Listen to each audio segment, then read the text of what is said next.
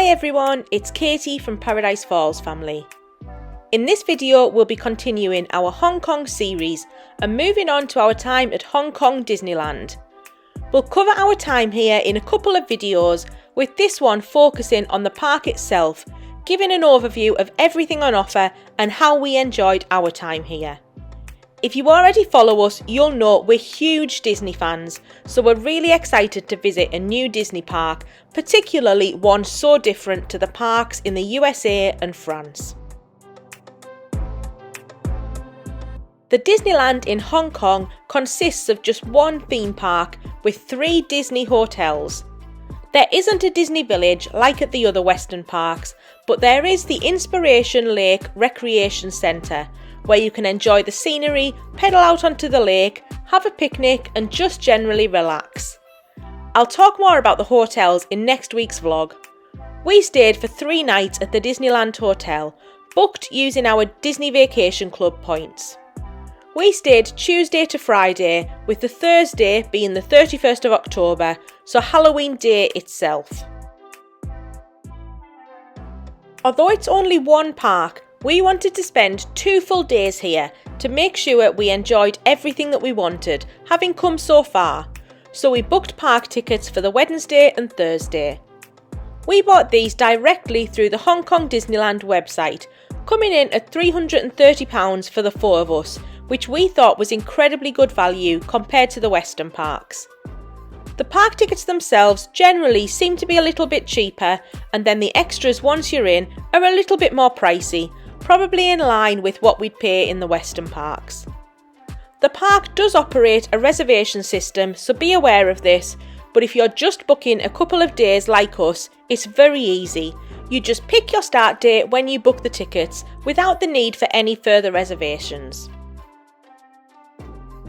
The only frustrating thing that we found was because we'd booked our hotel through DVC, we couldn't link our booking to our tickets and our Disneyland account online. This meant if we wanted to book extras in the hotel, which I'll talk more about next week, we had to call up rather than booking online, and it was a bit of a faff.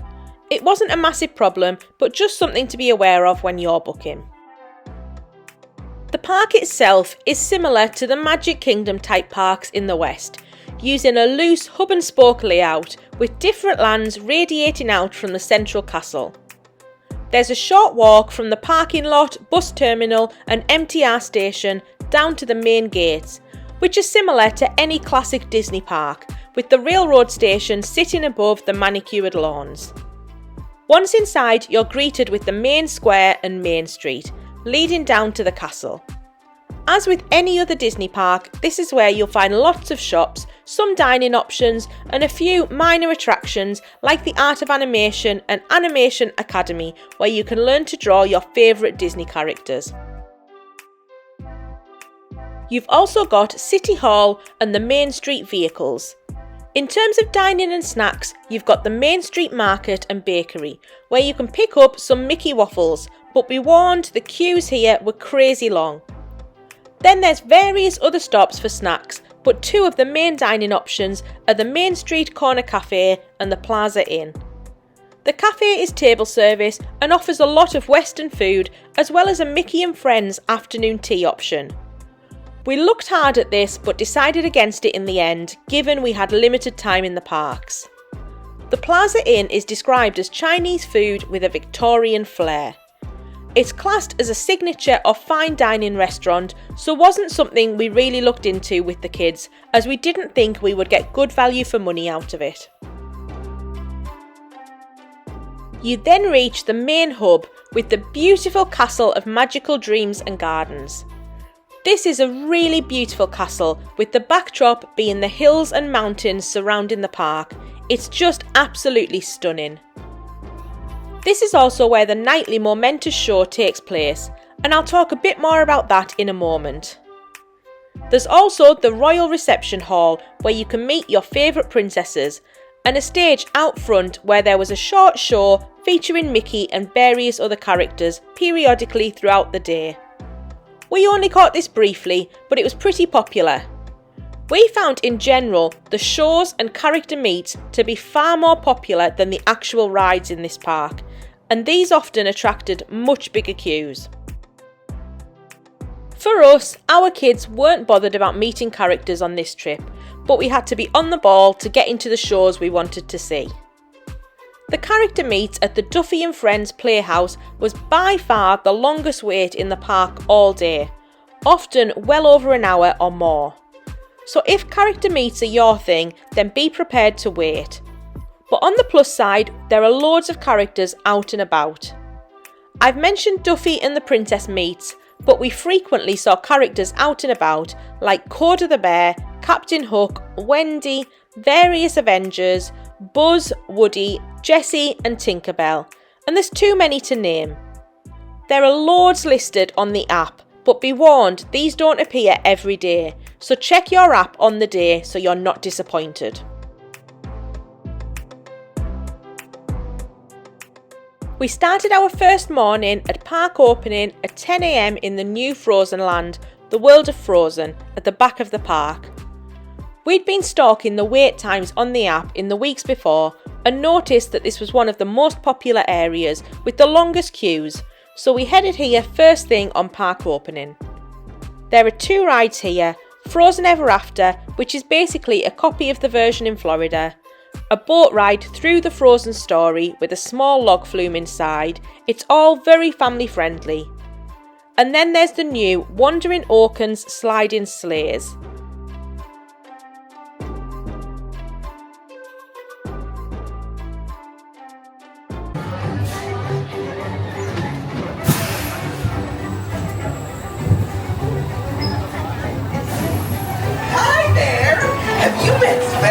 He loves my nose.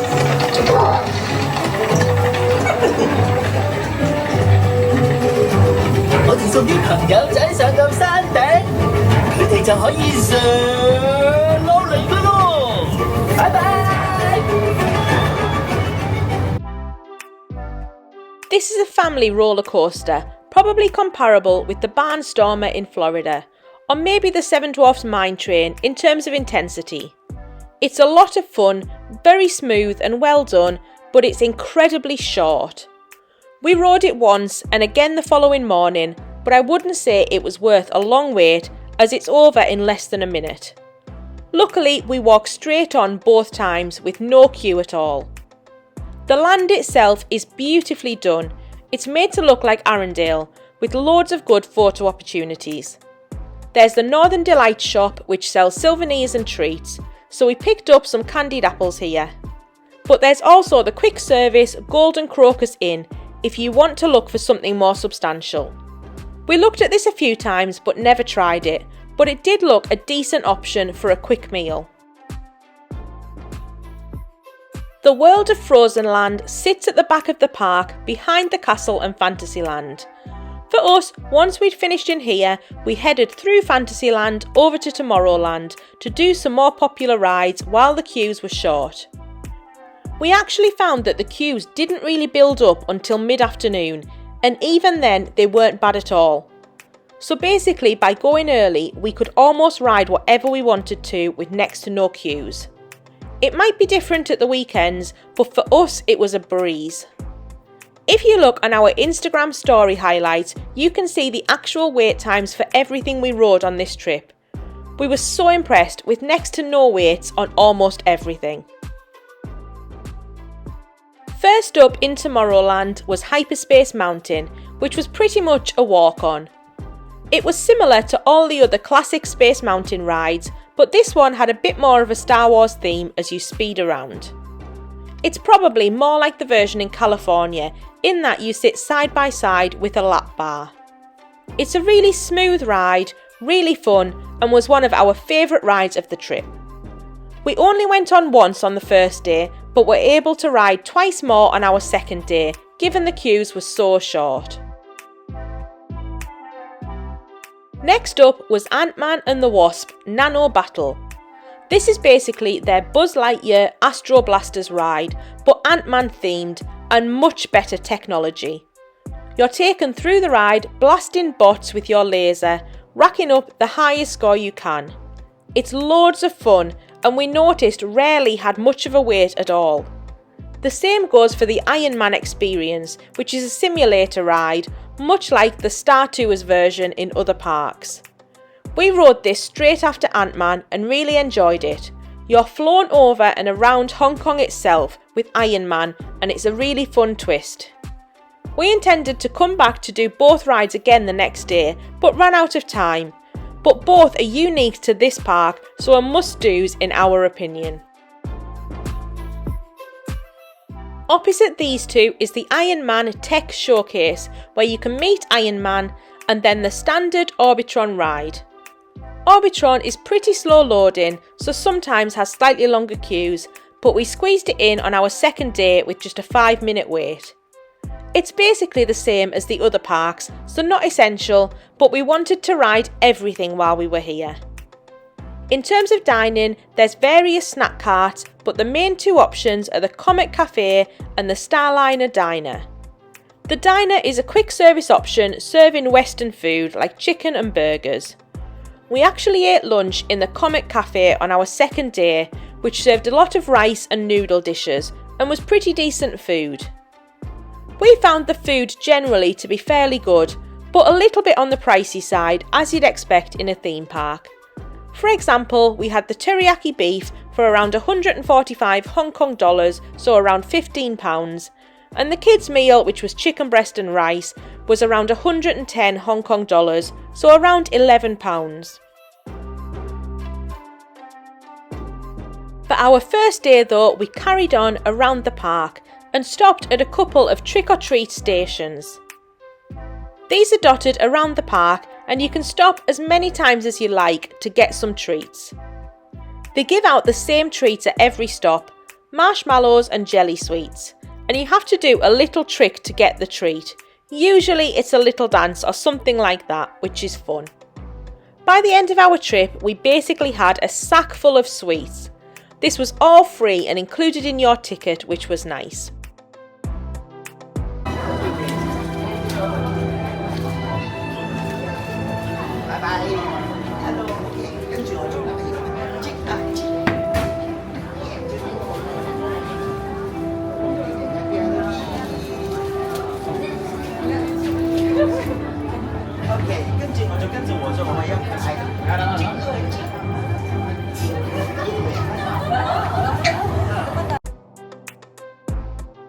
For lunch on our first day, after a morning of rides, we crossed over to the other side of the park and headed over to Grizzly Gulch Land, the equivalent of Frontierland, and ate at the Lucky Nugget Saloon.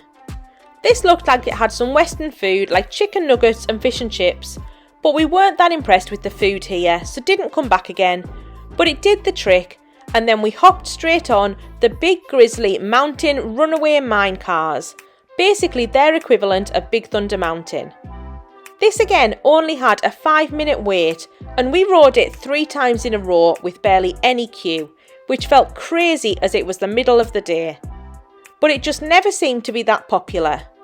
We rode it another 3 times on our second day too, and it was by far our favourite ride of this trip. It's very much like Big Thunder Mountain, but it has a section in the second half of the ride where you go backwards, a bit like Expedition Everest in Animal Kingdom, and then a second launch for the last bit of the ride. It was so much fun, we all had an absolute blast, and would highly recommend planning to ride it multiple times if you enjoy roller coasters just like us. Outside of the ride here, there's Geyser Gulch itself, a splash area where the geyser erupts and sprays water everywhere, with some old Wild West photo opportunities and things like that. This is also where you'll sometimes spot Coda the Bear and Chip and Dale. Moving clockwise around the park is Mystic Point, an area unique to this park. The only ride here is Mystic Manor, their equivalent of the Haunted Mansion. However, the slant here is less on the spooky ghosts and more on the magic and mystery, with Albert the Monkey causing mischief. The technology on this ride is brilliant with trackless vehicles, and we all really enjoyed this ride. We came back a second time the next day, and both times it was pretty much a walk on. Outside of the ride is the Mystic Point Freight Depot, which didn't seem to be used for anything when we visited, and the Garden of Wonders, which is a nice little garden with a couple of optical illusions, and it's worth a walk through.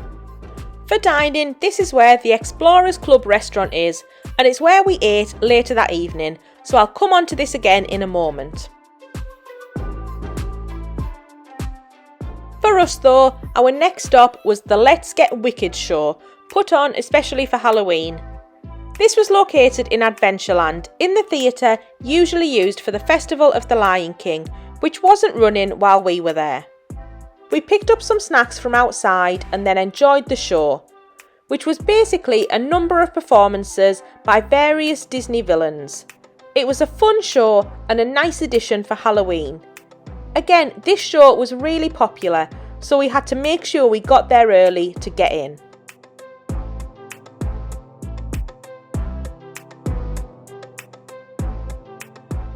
As we were in Adventureland, we next tried to go on the Jungle Cruise, but the queue shot up with a 20-minute wait as everyone was leaving the show.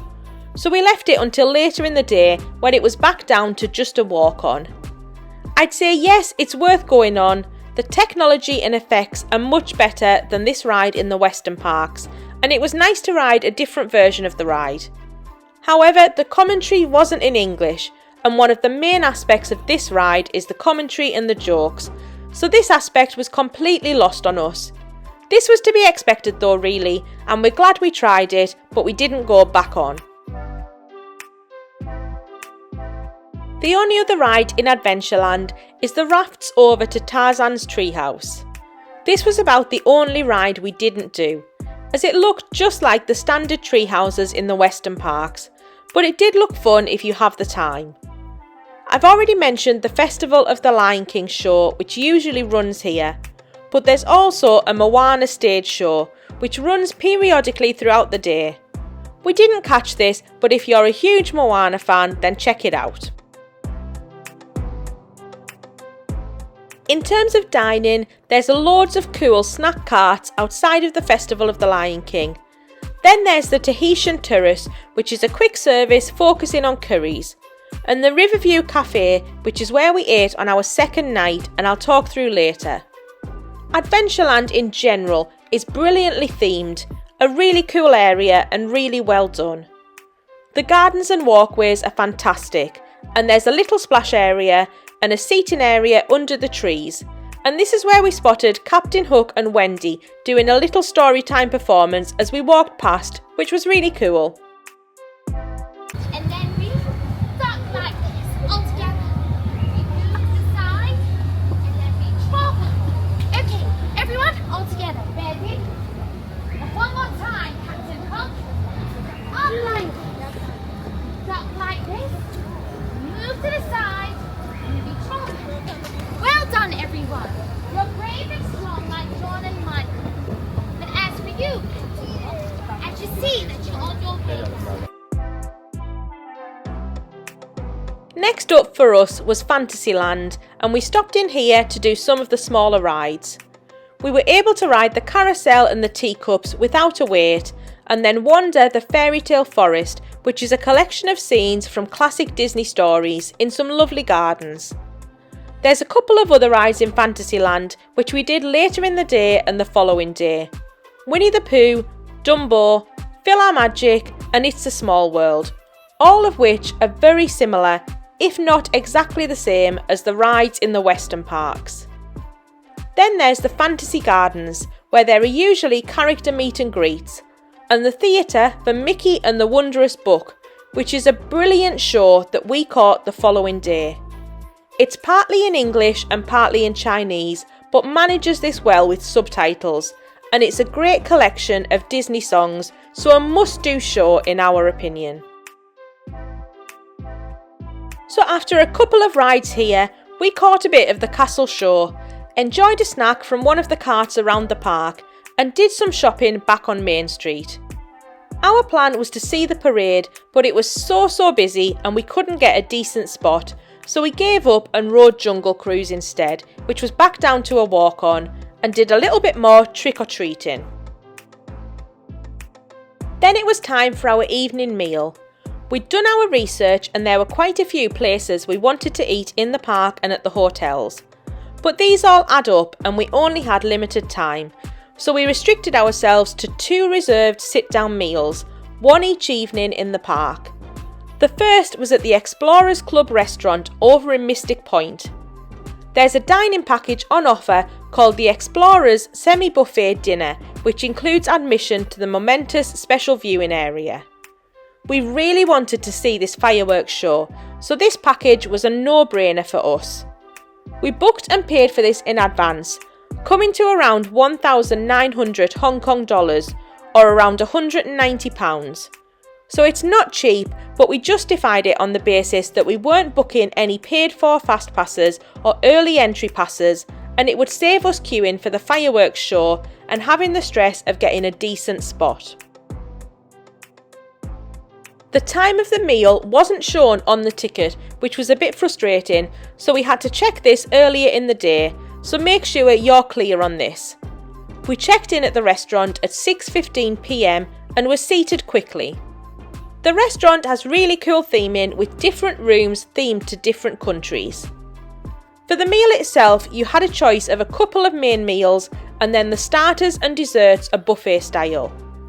We weren't overly impressed with the food and choices. We checked the menu for the restaurant beforehand, which looked good, but then when we arrived we found the package menu was different and not really to our tastes.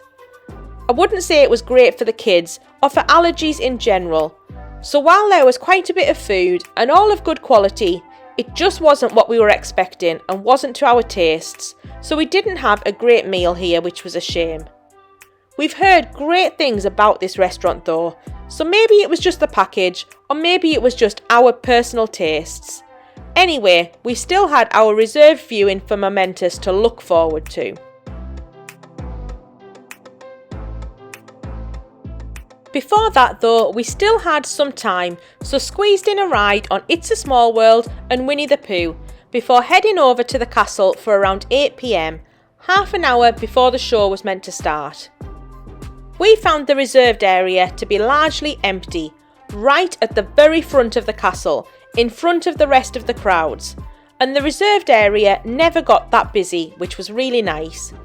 We had an amazing view, and the crowds behind us for those without a reservation were horrendous, so we were really glad we'd booked the package. People must have been reserving their spots for hours to get the view behind us, so this package was absolutely worth the money, in our opinion, for this alone.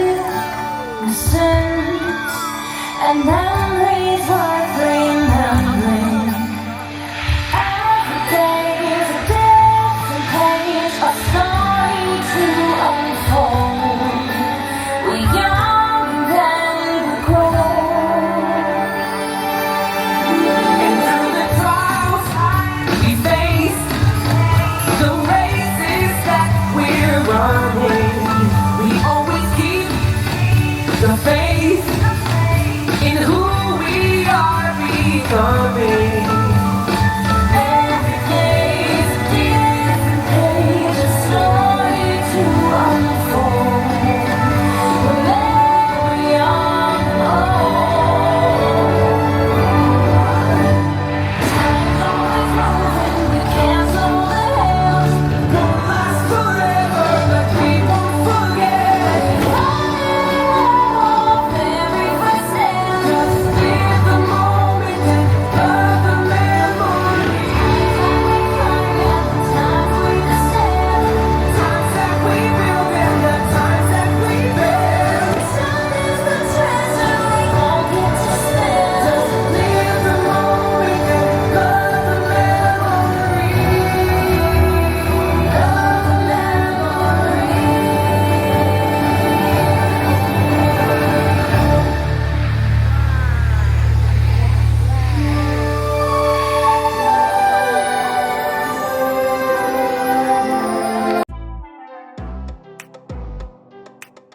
The Momentous fireworks show itself was amazing, really moving, excellent music and effects on the castle and fireworks.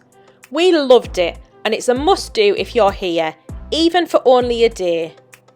The show finished around 9 PM at park closing, so then it's just a case of shuffling out and getting a bus back to the hotel, which was surprisingly easy without a big queue for the bus, which was great. In just one day, we'd managed to do most of the rides in the park, and some of them more than once. We were really surprised at how much we'd got done and how short the queues for the rides were. So for our second day, it was a case of repeating some of our favourites, finishing off the last few rides we hadn't done yet, and seeing the last shows and parade. We made sure to be in for park opening at 10 AM again and headed straight over to Toy Story Land, the one area we hadn't really explored yet. For those of you who've been to Disneyland Paris, this land is very, very similar. There are 3 rides here: Toy Soldier Parachute Drop, RC Racer and Slinky Dog Spin. RC Racer was down for refurbishment, so we couldn't ride that. Parachute Drop is a tamer drop ride, and Slinky Dog Spin is a ride for younger children, and although it only goes around in circles, it's surprisingly fun. There's also, of course, loads of cool photo opportunities and character meets too. There's only one dining option, Jessie's Snack Roundup, which is a decent snack option, and it's in a nice little corner of the park over by Mystic Point. We frustratingly found that the land didn't actually open at 10 AM, which was a little bit strange. Parachute Drop, because it's slow loading, frequently has one of the longest queues in the park, so we wanted to do this early. As it was shut, we headed to Fantasyland next door and rode Dumbo while we waited, before heading back to ride Parachute Drop and Slinky Dog, both open and walk-ons. We got to Toy Story Land as it was opening around 10:30, and we were pretty much the only people in this area of the park.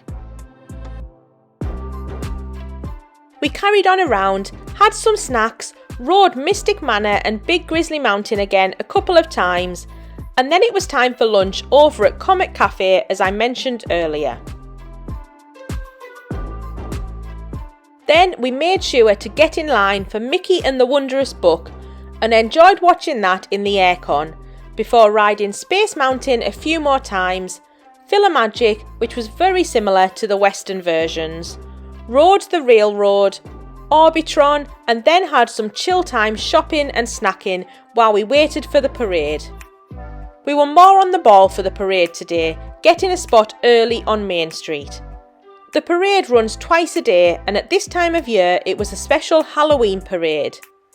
This was your typical Disney parade, loads of characters, dancing, and lots of fun with a Halloween twist, so another must do if you're here.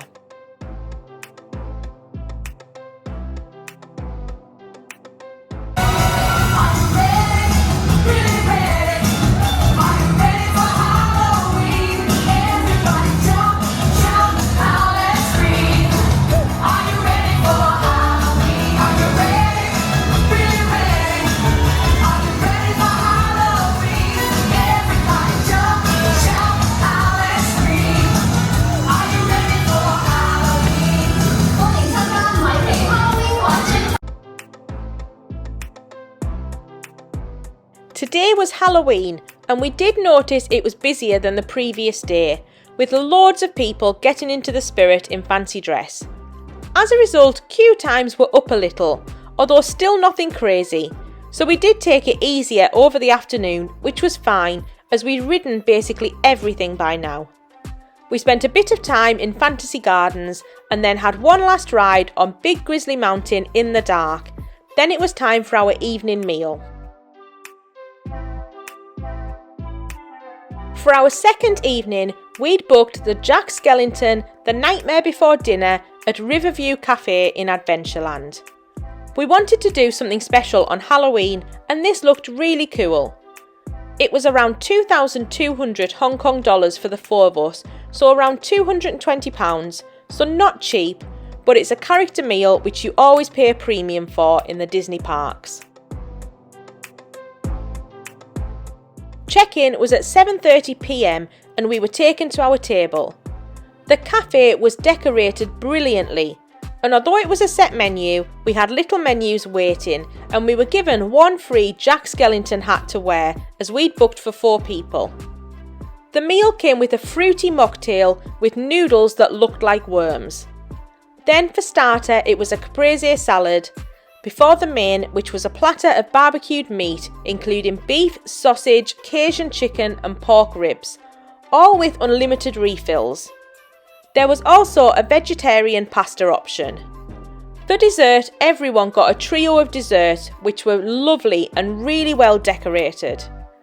Again, I'd say the food was tasty but perhaps not great for picky kids or for allergies, although we did know that going in it might not be great for us, so that was our choice.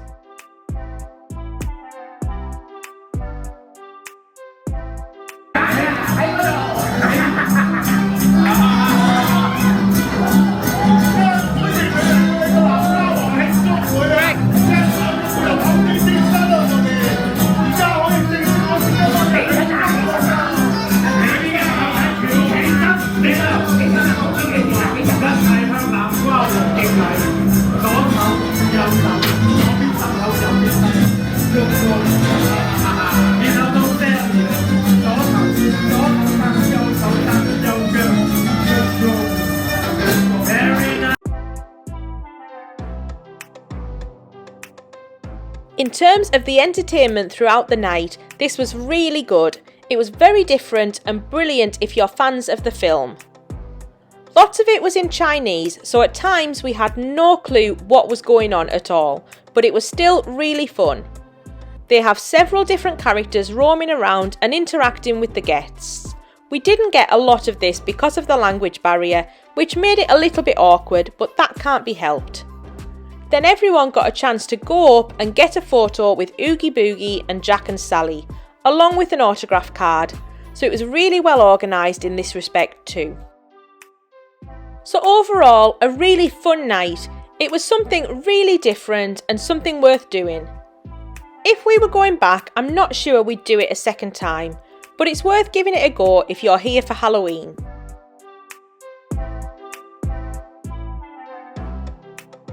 And so with that, our time in the park came to an end.